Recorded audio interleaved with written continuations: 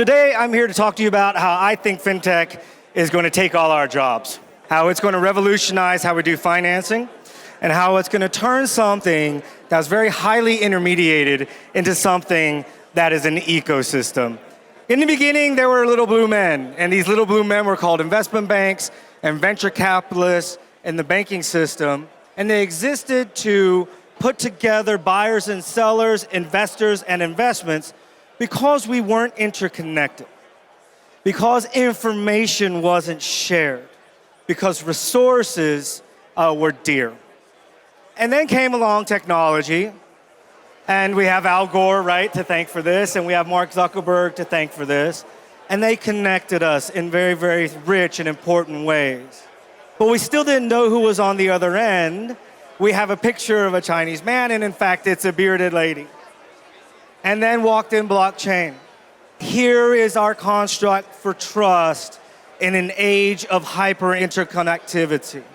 Now we're not just connected, but we're connected in a transparent, immutable, shared ledger sort of way, so that now information is traded in what we can think of as a reliable kind of a situation and environment.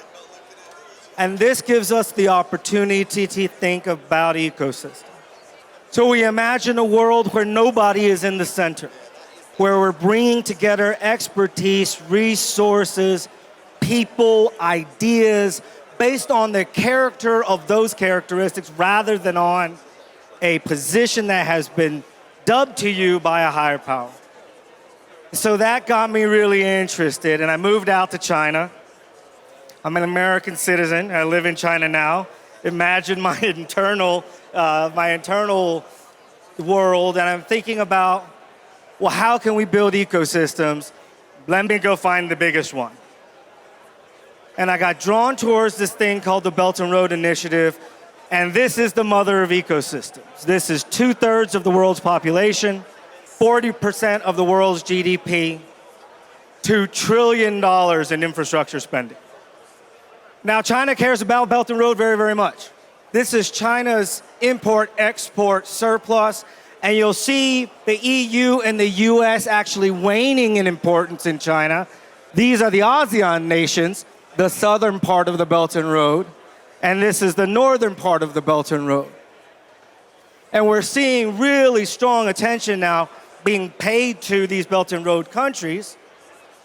But when it comes to what's going on in China, we'll also see this is GDP growth, and the highest GDP growth, 5 of the 6 most quickly growing provinces are in fact non-coastal provinces.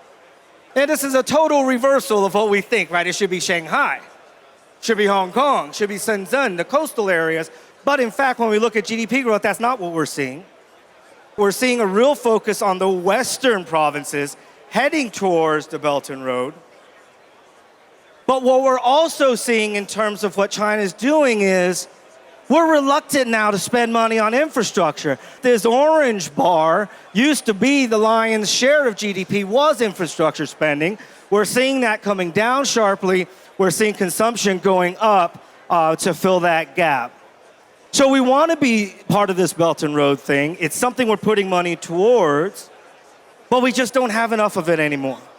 So what are we going to do? These infrastructure projects are hard. In Taiwan, they built their high-speed rail in 1997.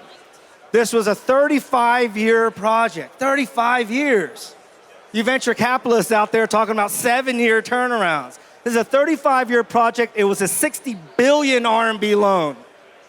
The train started running in 2007. Company went bankrupt in 2008. It's not how we can do successful investments, so what are we gonna do?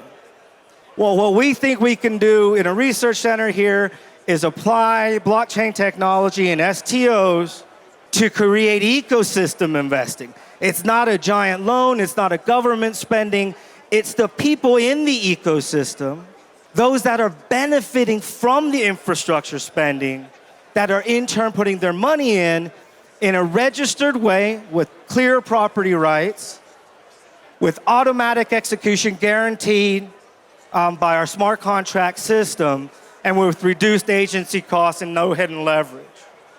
And this then brings us the inclusiveness that we're looking for. You talk about sustainability, part of that is environment, but part of that is economic sustainability. How can we continue to build these projects? Where's that $2 trillion going to come from? And how are we going to make people benefit from it? So here's a deal that for the first time we're sharing with the public, and I want to thank Sandy for giving me sort of the courage to share it today.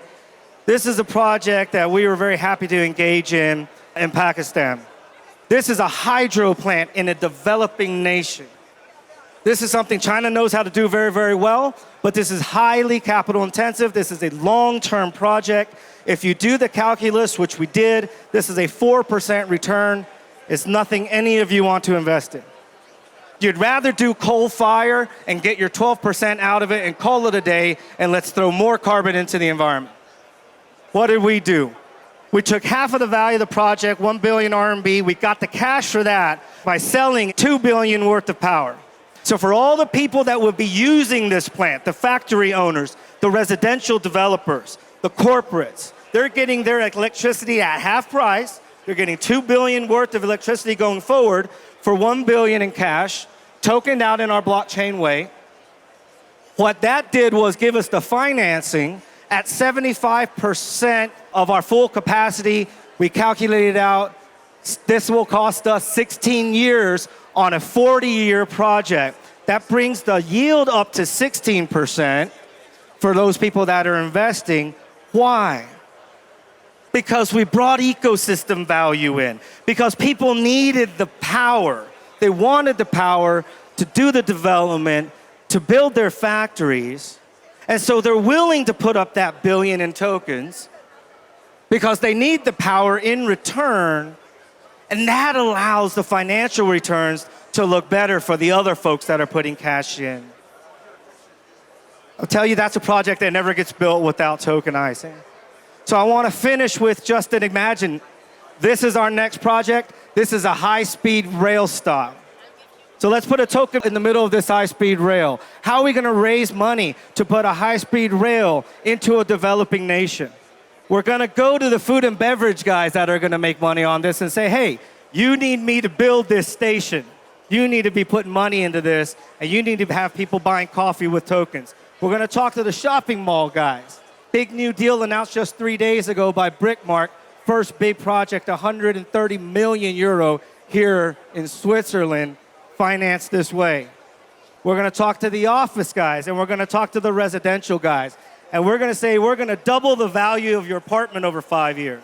You want that to happen, help us finance this high-speed rail station. I know my time's up, but I'm super excited about what we're doing here and going forward. I really, really invite all of you guys to think about how we can use ecosystem financing to solve these big, big problems that we have seen. Thank you so much.